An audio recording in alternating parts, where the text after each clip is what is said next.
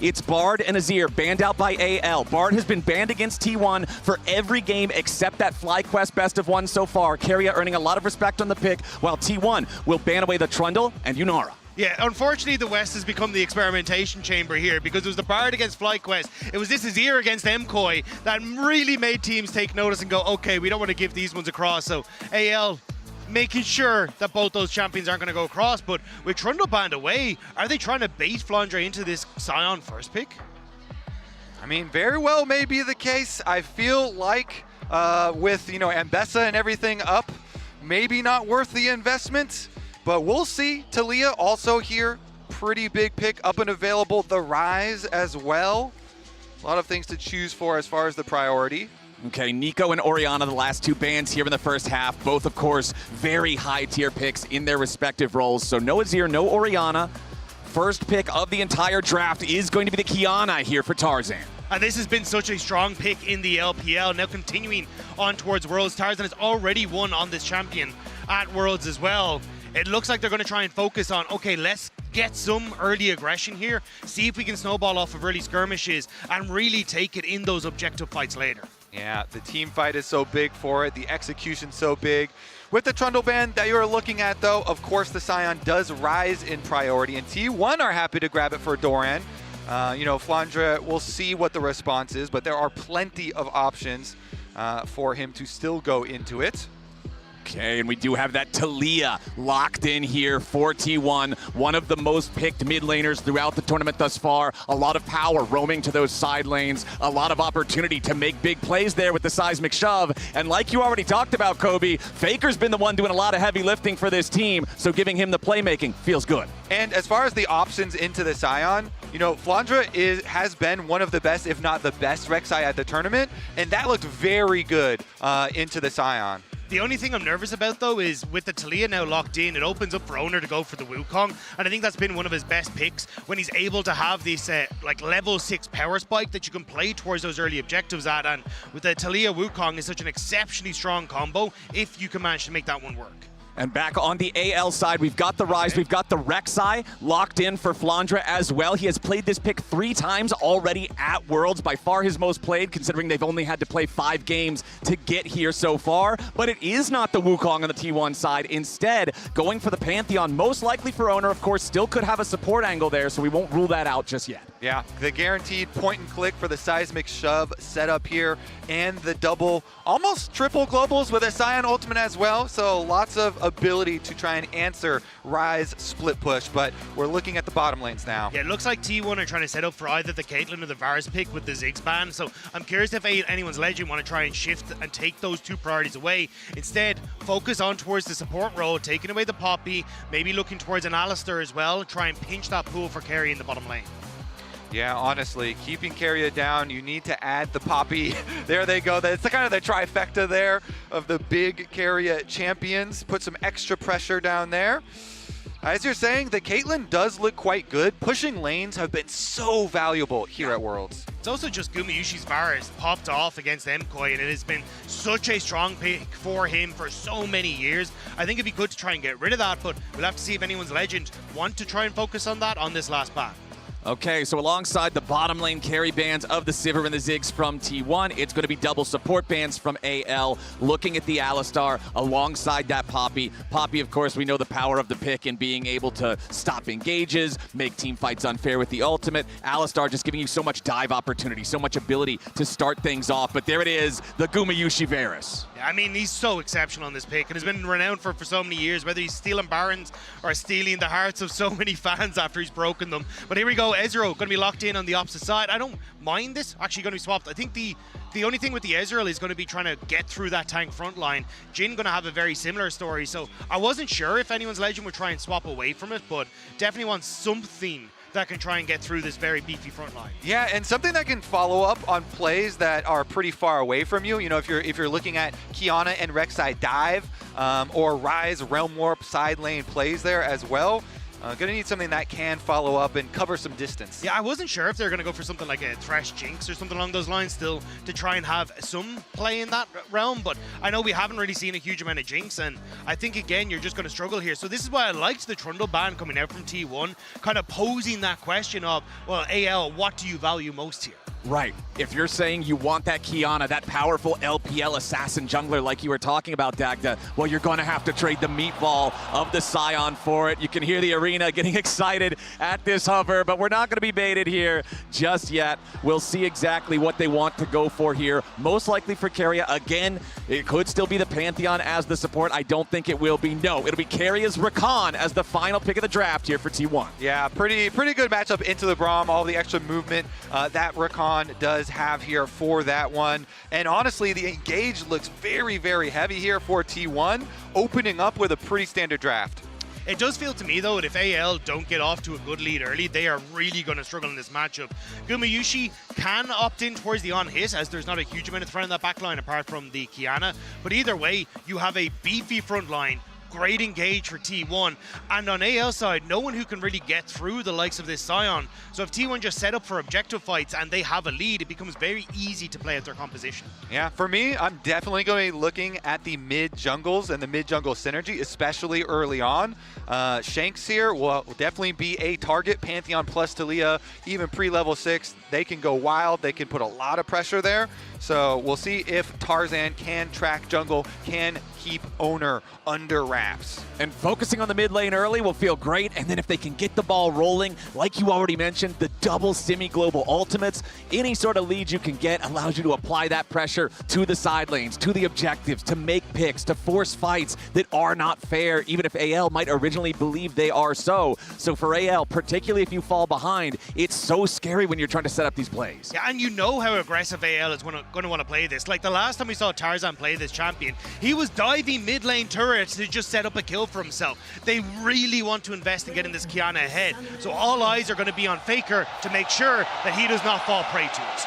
All right, we're on to the Rift for game one in this quarterfinal, best of 5, AL versus T1 for the last spot in the semifinals and the opportunity to play top esports for a chance at the finals. Runes coming up on your screen right now. We can see Common on the Varus, means lethality and poke, double summoner spellbooks here for our supports for the extra opportunities, utility, and playmaking. And they sweep out with the early Oracle's lens here to grab that ward, take down the possible lane swap ward there, and it's just going to be the regular reset.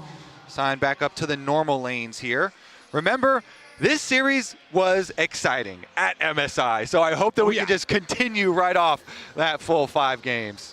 And so far throughout this tournament, 100 Thieves and Imkoi pressuring T1, I think, more than we expected them to in those best of 3s that T1 had to play, where I think a lot of people were expecting these gold graphs to be just straight up and to the right. Yeah, we expected T1 to come out all guns blazing and being able to find those early pressure, find those kills, and suddenly skyrocket in towards their objective control where they like it the most. But when it came towards, especially that series against Imkoi, there was a lot of picks going across, there was a lot of skirmishes that ended up going in favor of Imkoi, and it really relied on those late game fights for T1 where they were able to excel, at that objective setup that really made the difference. Yeah, I mean, we were seeing individual mistakes from members of T1 as well as team mistakes with, like, some fights you would have Doran engaging in a completely different direction from where Oner was going. And so it has made people a little bit worried here as to the form of T1 coming into this series. And of course, that does mean that T1 has had more time to practice. They've had more stage games, right? Like I said at the top of the day, anyone's legend, because of their success, it was 2 weeks ago that they played their qualifier match in that 2-0 bracket from the Swiss stage. So although that does give you extra time to prep, it gives you extra time to plan, look ahead and try to figure out the meta, figure out the things that other teams might not be wise to just yet. It does mean that you haven't had as many games under the lights. And that's why I think this matchup in the top side is super interesting, because T1 off of that extra games played have thought, no, we're actually going to get rid of the Trundle and try and get this Scion for ourselves, which is their big investment in the draft. AL, at least off the games they play, believe that the Flandre is going to be good enough on this rec side to outperform it. So I think that's where, when it comes to these team fights, how both these top laners perform is going to be the focal point of who comes out on top. Yeah, 100%. Plus, we haven't had to show anything extra here from AL in the opening game. a lot of people looking forward to what AL have been able to cook, specifically Tabe, as far as the drafts, with all of the extra time that AL have had to observe the other teams. In game number 1, though, they're not showing anything new at all. You know, these are the normal priorities here with the Kiana, with the Rek'Sai that you do mention. Okay, as we have Tarzan making a quick stop in the enemy jungle here just to place down the common ward near the enemy raptor camp. Keep an eye on what's going on there as Oner has secured the bottom side. Scuttle Crab drops off a raptor ward of his own. Both junglers will pass through the mid lane. Tarzan going to see Oner, who is coming around maybe for the play on to Shanks, but as soon as he knows it's a 2v2, he thinks better of it. Yeah, first clear, very easy to track for both of them. Both of them having information, and as we were looking forward to from the draft, it was going to be an early convergence towards that mid lane because you really can snowball it either way there with the extra pressure. So far, though, just clearing out the extra ward and the slight roam up from Kael. Again, another use of this sweeper. He's gotten a couple out of the early oracles, and keeping this pathway between mid lane and bottom lane clear is huge to be able to get those roams off. Yeah, especially like Oner will get the information that, oh, the raptors were just about to spawn, so we'll be able to track where Tarzan is going for the moment. But I think it is a case of trying to make sure you can also keep Tarzan safe in a lot of this, because Pantheon early matching into the Kiana, if you have the support from Faker, you can very quickly burst out this Kiana, and she's nullified entirely in these early skirmishes.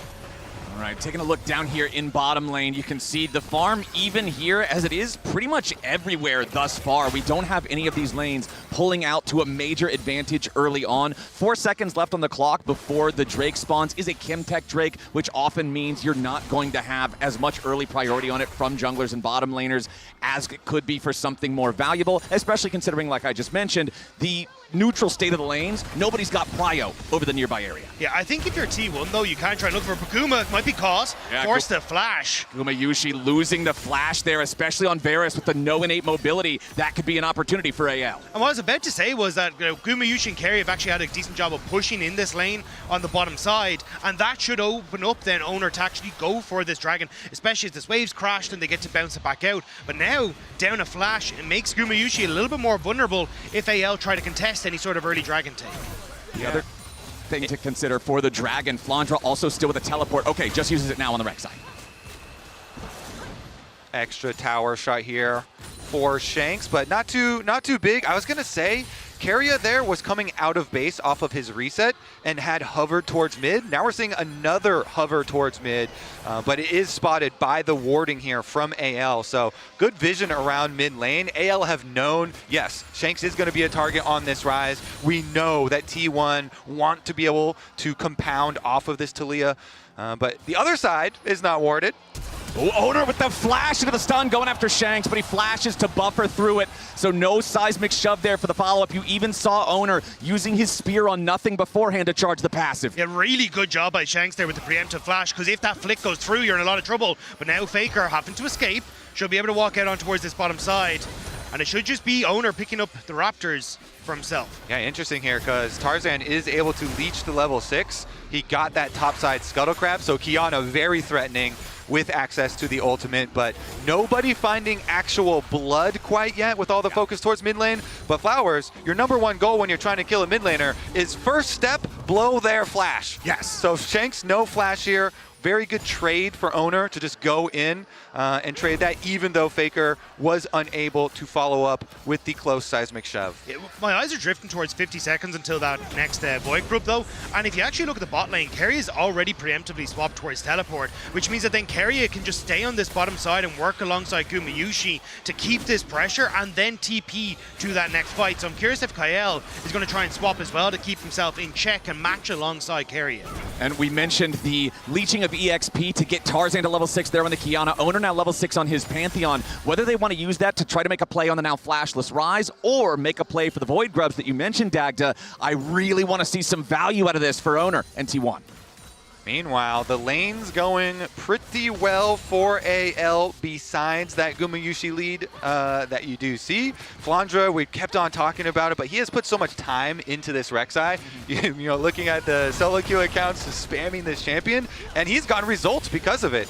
And so they feel pretty confident in that matchup. He's earned his own lead so far, and here goes the movement towards those actual Void Grubs. AL have a nice setup, though. They've already pushed him bottom side as Shanks has moved down. They're trying to shift the Talia down to match, but this opens up Shanks to move quicker with that Realm Warp, and AL should be able to keep T1 at bay. I don't even think T1 can test here. Yeah, for sure. With how much pressure Flandre has in the 1v1, the Rek'Sai has a Scion under tower already, and you see Flandre proxying even, so T1 looks very good for them, or excuse me, AL looks very good for them to grab the grubs. Will T1 even try and answer anything on the other side of the map? Exactly. You don't really see any movements immediately towards the Drake or anything like that. You saw a ping right now from AL onto the Drake pit, expecting that T1 might be trying to make that counterpunch there, but 3 grubs for the side of AL. When you already have all of this pressure, particularly in the top lane with your Rek'Sai having the lead over Scion and proxy farming him, feels really good to secure that this early. Now it will be T1 heading over to the Drake. A little bit delayed compared to the exact timing for the taking of the grubs, but they're still going to secure it without a fight, and that means it's 1-1 in the objective count as Doran heads back into lane here with the Scion ultimate to continue trying to farm. This is a much slower early game than I was expecting. When you glance back towards MSI, there was so much activity in the early stages of that series across almost every single game, but both teams now at the World Championship trying to scope things out and see where they can get that small little advantage in this game number 1, because for so many of the players on the Rift, it means so much, especially on AL side, if they can take down T1. And I see one of those advantages already manifesting. The gold that we were talking about for Flandre, the lead that he had, the pressure, it has turned into the item here. Titanic Hydra. This thing feels so good on Rek'Sai because auto attack resets really enable you to stack up your Fury even quicker so you can get your true damage bite. And it gives you massive wave clear. So again, pushing the extra tempo here. If he's able to annihilate the minion wave, move into proxy again, you know, him plus Tarzan are well equipped now to make some plays. And those plays are going to be made looking at one person in particular, and that is Gumayusi on the Varus. He is the 1 point of power right now for T1. He's the 1 role with an individual gold lead, and Rek'Sai and Kiana want nothing more than to erase him at the very start of the fight. And that's why both supports are doing a really good job of teetering through mid into bottom side as well. You can see all the vision that Keria has set up on this bottom side of the map, and it's now being slowly cleared out by Kael, essentially trying to keep both of their mid laners safe and those vulnerable AD carries in the mid safe as well. And we know when AL are at their best, it is when both Tarzan and Kael are controlling vision and oftentimes linking up to work with each other to apply that pressure. I remember the interview that we had with Tabe, where he was talking about the close relationship of those two players outside the game as well, and how Tarzan really opened up Kael's confidence with communication in game, because Tarzan's Chinese is so good. He kind of came in and acted as this older brother figure for Kael. So we'll see. At the moment, Kael has been kind of like handling the vision on the bottom half, while Tarzan by himself had been handling the vision on the top half. But if you see them link up here with Braum and Kiana, that is so much CC and possibilities for big plays. Looks like they might be trying to right now as T1 trying to set up on this bottom side. Keria has to walk out from underneath the turret as AL moving towards him. Keria with the grand entrance back over the wall. TP coming in now for AL. Shanks arrives right into the seismic shove. Doesn't take a whole ton of damage there. Going to back away. True Shot Barrage fires through. Back from all the way over in mid lane, but not going to find any targets. Oner also hanging around the area. But again, gentlemen, it just seems like nobody wants to be the one to force something that doesn't have to be forced here in this first game. Well, AL want to make sure that they're not falling vulnerable to Oner, but a little bit of a play there on the bottom side, because Oner at any point in time can show up mid, can show up bot, and similar to Faker, where he's already pushed in this bottom wave, if they don't want to go for the dive mid, they can always try and rotate into something happening on that mid wave. So now T1 investing everything onto this bottom side. Okay, Faker, Oner, and Keria squared up here to try to at least grab a turret plate, and they will be able to do just that. Faker collects the money, Keria still just trying to distract Tarzan and Kael. Shanks at 40% HP on the rise, but can still clear the wave away as Gumayusi applies pressure over in the mid lane. Going to secure the second plate on that turret as well as T1 tries to claw back some of the distance from this gold lead. But again, Flandre is constantly running the show up here in the top lane, finding a third plate for himself. So good, so comfortable on this champion. Again, though, everybody is always really happy to have a Scion on their team later in the game. Yeah. As long as he's not significantly behind, will provide a lot of front line presence. Doran, though, has had a rough tournament thus far, and so people are definitely looking for him to step up as it progresses. Yeah, and I think a lot of that will be now at the the Rift Herald in a minute 45, because you're going to see these first item completions, like things like the Triforce for Hope starting to come through. You've already got a lot of your top side of the map rail in a decent spot, so I think that's where they'll be looking to try and play. And with Dragon in 40 seconds as well, you can continue to put that pressure down as well. So I think it's more on T1 to find picks with Oner and Faker right now to disrupt the opportunity for AL to hit these spikes and play for this Dragon. Yeah, let's see if they can get some early vision control. You see Keria at the moment through mid, through the control ward here, trying to go get some. And he can do this because his jungler is Pantheon. And Oner's always ready with the ultimate. But Flandre, the Flandre attacks up here is almost an entire turret already. Now Faker under tower. Tarzan has joined. Okay, Faker throws out the Unraveled Earth, wants to make sure he can find his escape route here. There you go. And this is also the additional power of what I commented earlier, 3 Void Grubs with a side laner that's already winning this hard. This is AL. There's not a kill on the board, and Flandre's forcing down the first turret 14 minutes into the game. Now T1 starting up the second Drake. They want to try to keep stacking here. Keria disengaging as AL's on the approach. T1 grouped up as 4. The Drake is down to 2,000 HP. Faker joins up with everybody. It's a 5v5. They go in immediately as Doran tries to lead the charge with the flash estimating smash, but he's only going to be beat down himself. A lot of damage to Doran, but he is not down. Keria into the back line. The major engage from T1. Tarzan finds a supreme display of talent and making a 1-for-1 so far, but T1 have the health bars. Faker rides the Weaver's wall as Keria's about to die into the back line, but Kael falls. Tarzan falls. T1, they'll lose Keria as Gumayusi fights back, and Shanks is on the run. Faker and Guma looking for a little bit more with a piercing arrow going over the wall, and Faker's ready to flash. Another rock is thrown, and Shanks is buried. T1, 4 for 2. Once again, it's Faker in the clutch in the fight, finds the flick to send AL into everyone on T1.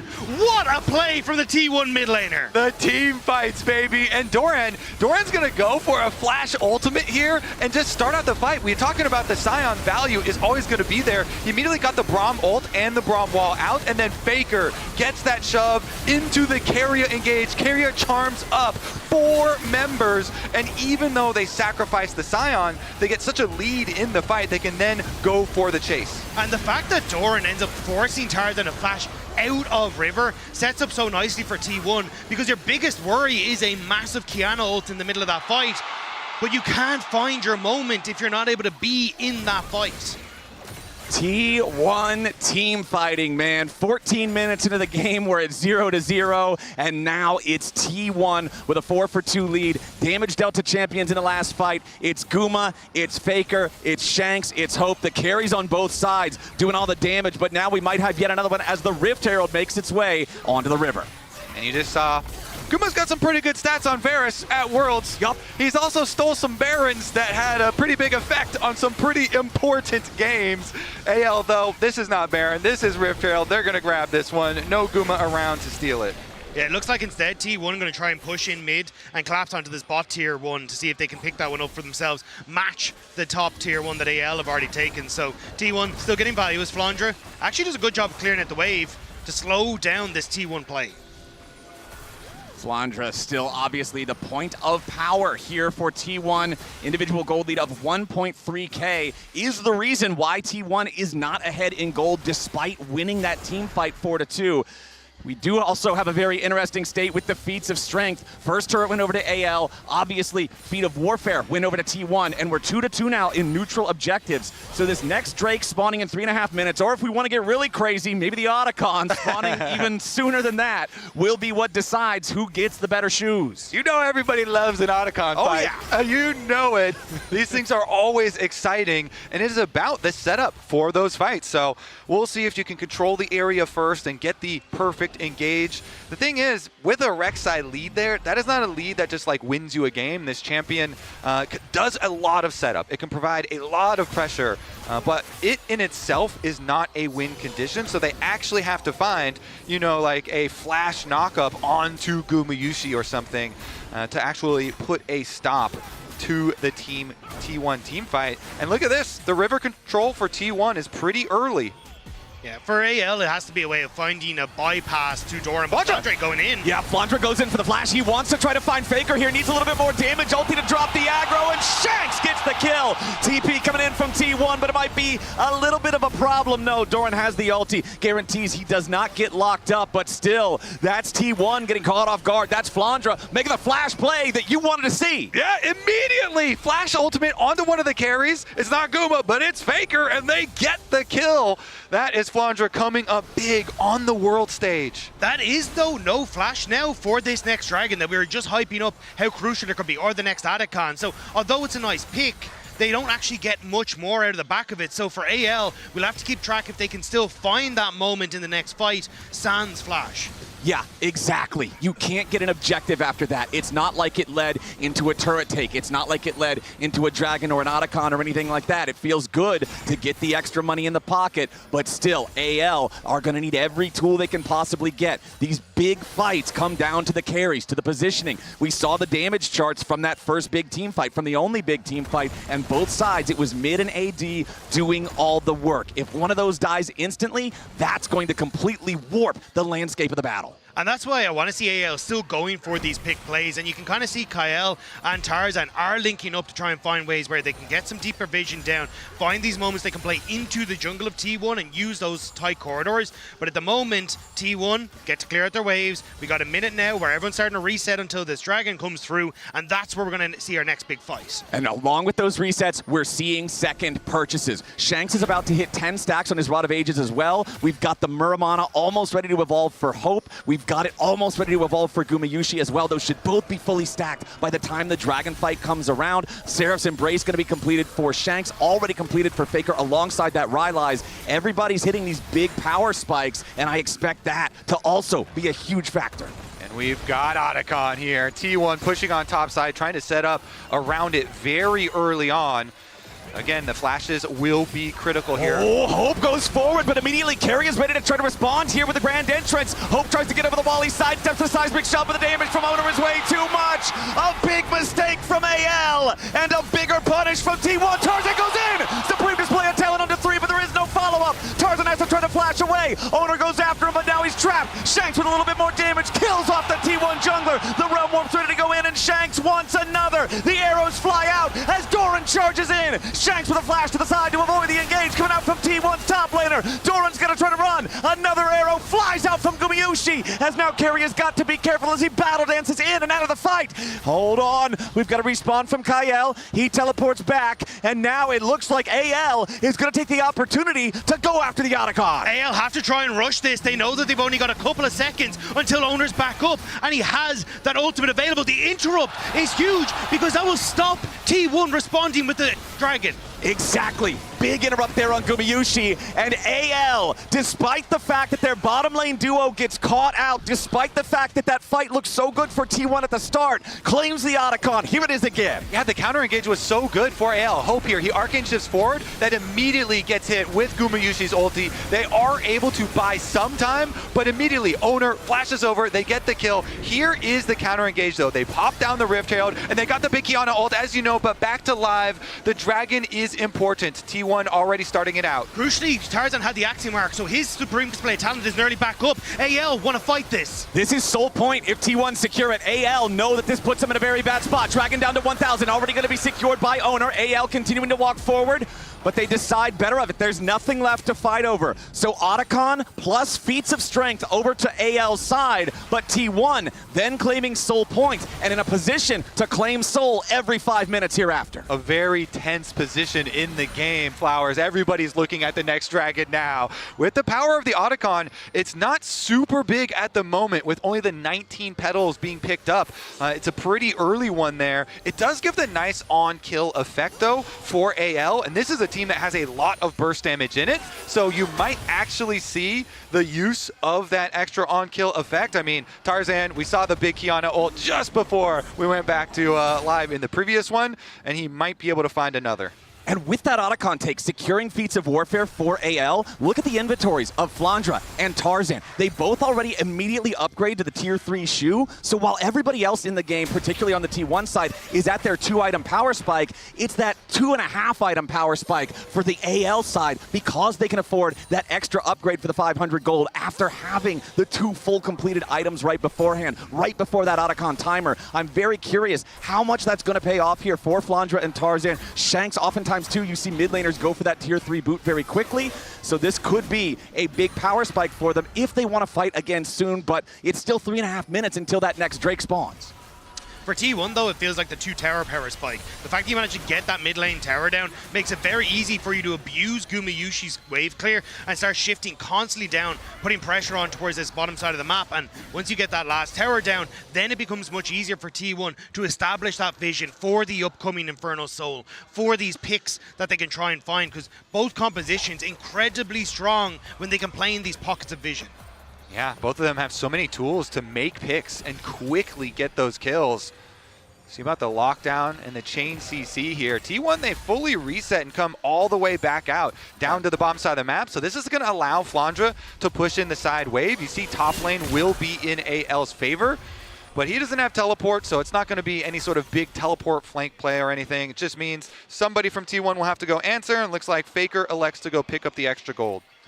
Okay, we do have Faker also. 2 needlessly large rods in inventory means the Rabadon's death cap. He will certainly have enough gold for that 2.5 minutes from now in time for that Dragon Soul fight. And it's Mountain Soul as well, putting that on a Scion when the enemy team already has an Ezreal as the AD carry instead of a tank buster is very scary. Yeah, the Infernal Soul with like the poke from Gumayusi is going to be incredibly strong. Sorry. You're good, you're good. It's going to be so strong, and honestly for Faker as well. But crucially, Gumayusi and Faker, Flash is just about to come off cooldown. Same when you look at Oner as well, right? Like, you have so many of those tools now up and available for you for this next Dragon fight, or even if you want to go for a sneaky T1 Baron.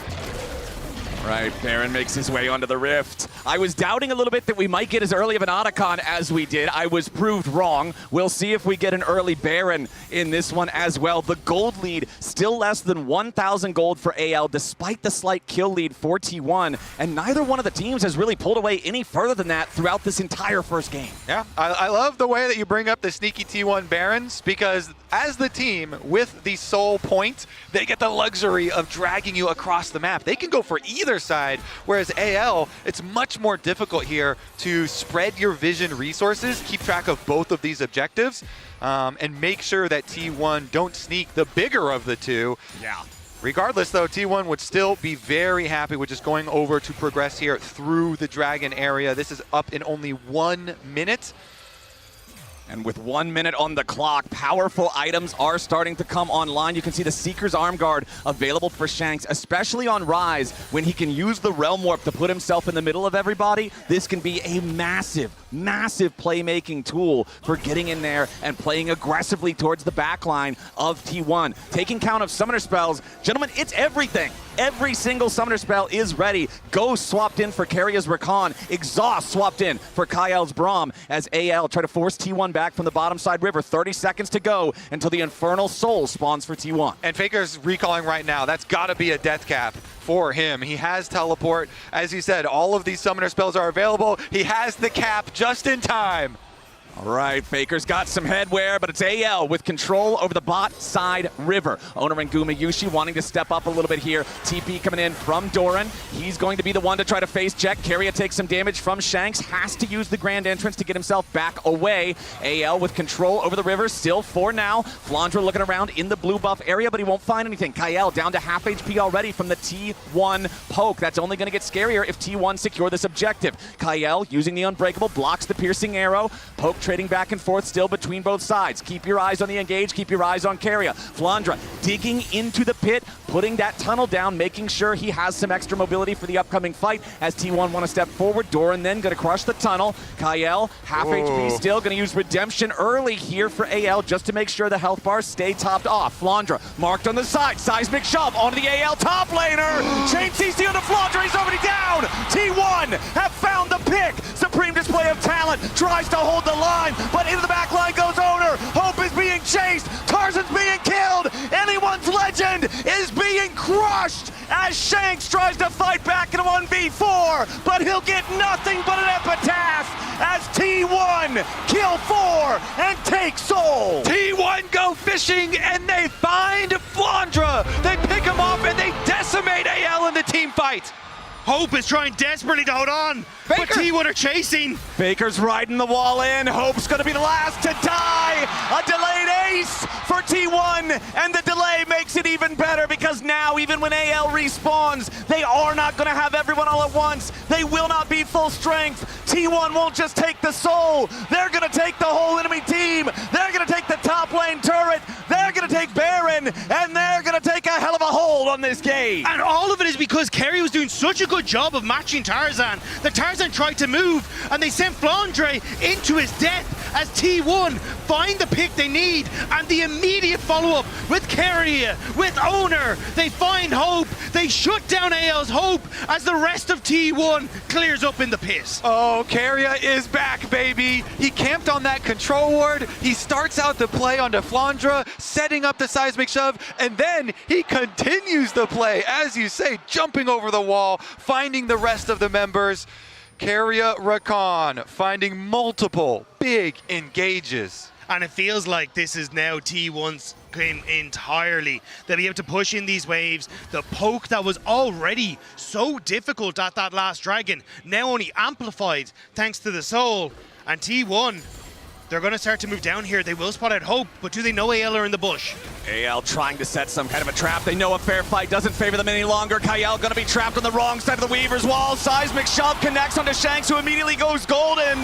But it's going to be a 2-for-1 deal. Supreme display of talent at least takes Keria out in the process. But T1 have still won the fight. They're going to keep pushing forward. They've got the Baron, they've got the Soul, they've got the enemy tier 1 turret down. They've got Oner diving into the back line. But the escape is there for the rest of AL. Flandre trying to distract, get something else back over in the mid lane here at the same time, try to get an objective bounty because AL know they are not fighting back in the bottom lane. T1 take the tier 2. Gumayusi's chains of corruptions locking down Shanks, making sure that neither him or Kael could get out of there. T1, they are in the heads of anyone's legend. I mean, it's T1 at Worlds versus the LPL. And T1 down here, after they've already gotten so many big objectives, Flowers, you were just talking about how much they won off the previous fight, they get right back to it. Seismic shove here, gets Shanks, and they immediately get his Zonias. The response from Tarzan to try and get at least something back from AL, does get them a tiny bit, but T1 are not stopping.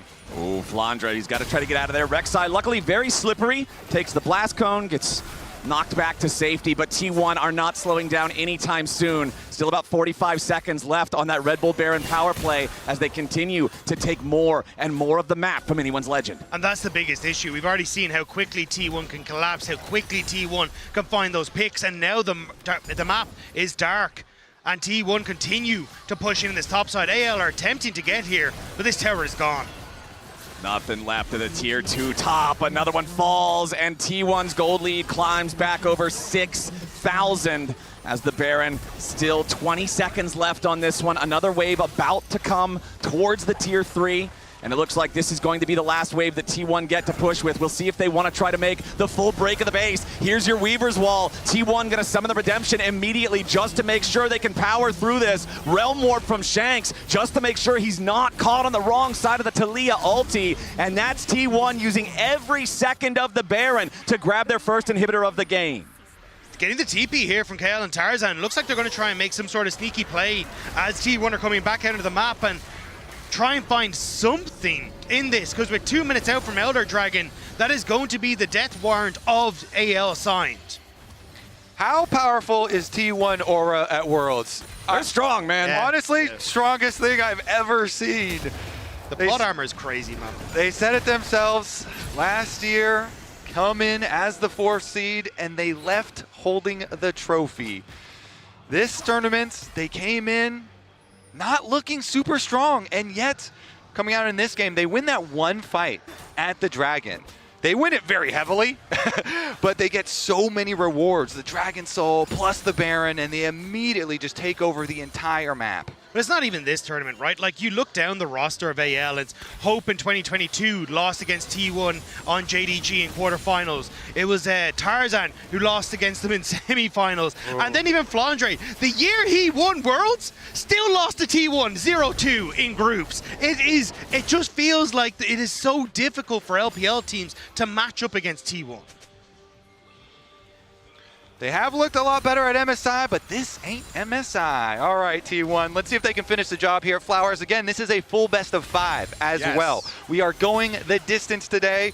T1 here in game number 1 have jumped out to a very sizable lead for themselves. Now all that's left is to push in for one split push. Since they already have the top inhibitor down, they can just do mid and bottom.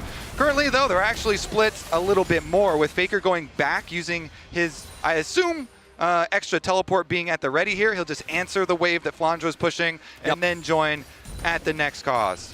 There is some vision in behind T1 though, and maybe that's what AL are looking for. You can see they're pinging that ward that's just over by the T1 blue brush, and that may be what they're trying to get Flandre onto, as Faker going to match that push in the top side, but they need to go very quickly if they want to make this play work. Exactly. Elder spawning in 5 seconds. This objective, for how powerful the buff is, dies very quick. And the money at this point in the game, it becomes really, really difficult to overcome because you get to purchase all of these like one fight power points. The Guardian Angel here on Oner just makes Pantheon a completely different weapon. You can just ult right into the back line. You can go for flash point and click stun plays, and you have so many other defensives. You know, the spell shield here for Guma with the Edge of Night. You've got the arm guard for Faker. So the luxury of creating some more spectacular plays is now afforded to them because of the gold lead. You can see Flandre's tremor senses are tingling. He knows T1 is in that fog of war, but it's so dangerous for AL to step up. Keria with flash, with exhaust here on the Rakan. Kael swapped over to a ghost on his Braum. Looks like T1 don't know where Tarzan is though. There was pings going over towards their own jungle, wondering if Tarzan managed to sneak his way in, but Dragon now started and Tarzan spotted as well. Okay, Oner and Keria are the only two around the Dragon Pit for now. TP coming in. Faker is ready to join back up with the rest of the team after purchasing the Crypt Bloom. AL starting up the Elder Dragon now. T1 watching on, waiting for the rest of the team to approach. Elder Dragon down to about 1/2 HP. Hope taking a chunk of damage. Doran charging in. Weaver's Wall over the top. Kael's going to be caught.